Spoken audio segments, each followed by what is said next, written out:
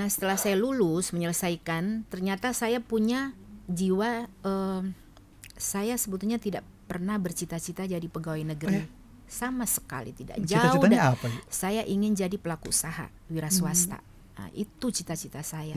Sehingga pada saat saya selesai kuliah, saya menyampaikan ke orang tua kalau bisa saya keluar daerah, biar ada pengalaman. Betul. Tapi mungkin memang panggilan ya, jalan hidup saya sudah seperti itu. Seterusnya akhirnya saya dibujuk waktu itu sama orang tua, sama bapak. Ayah juga PNS ya, birokrat juga kan ya. Ibu sama ayah dua-dua birokrat. PNS ya, dua-dua birokrat. Ibu sampai pensiun malah.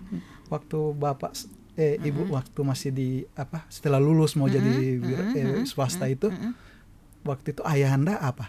Bapak masih, ayahanda saya di kabupaten waktu itu, tugasnya di kabupaten. Kemudian beliau juga kan sempat bertugas di Sulut di Manado ya, itu sebagai kepala biro kalau saya tidak ingat. Kemudian kembali lagi Sekda dan seterusnya. Nah waktu itu setelah saya Tribuners, setelah jalannya waktu, saya akhirnya menjadi pegawai negeri sipil, istilahnya PNS.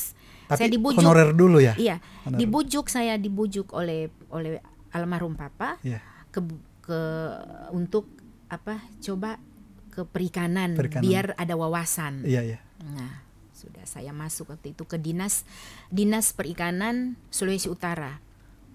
Alhamdulillah waktu itu juga kepala dinas Pak Raharjo, tapi beliau juga sudah almarhum. Saya dididik juga oleh beliau, dibina pada saat itu dari honor, tapi waktu itu saya menjalani honorer itu tidak lama, hanya beberapa bulan. Kemudian saya diminta untuk ikut tes. Dalam hati saya, ini disuruh tes ini karena mau diikat jadi pegawai negeri. Disuruh ikut tes. Gimana waktu itu perasaan ininya?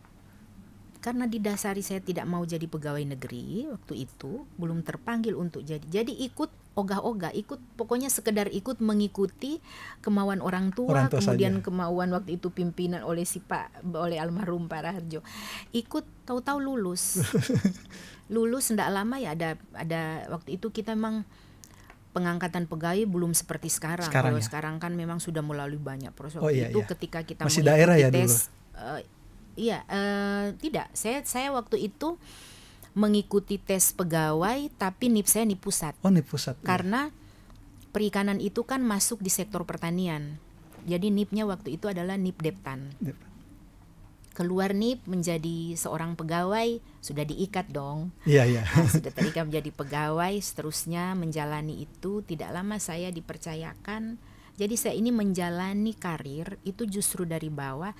Setelah saya honor walaupun tidak lama, saya menjadi staff.